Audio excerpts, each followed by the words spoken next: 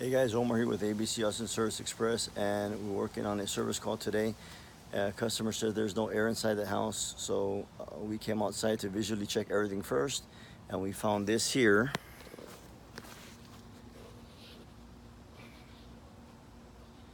We found that the unit is frozen, if you can see there, and inside the compressor, it's also frozen.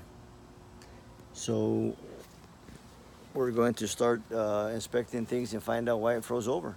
Okay, call us for all your AC, heating, and refrigeration needs, 512-448-0532. You can also find us on the web at www.abcaustinacandheating.com. Okay, see you guys in the next video. Bye-bye.